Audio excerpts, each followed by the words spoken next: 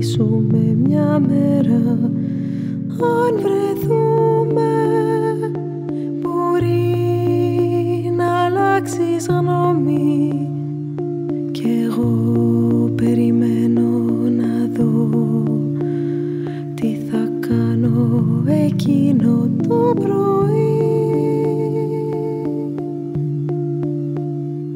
Σε πήρα τηλέφωνο να κλείσουμε ένα ενδεχόμενο, να μπω μες στην ατζέντα σου σαν σε σημειωματάριο για τις ελεύθερες σκέψεις.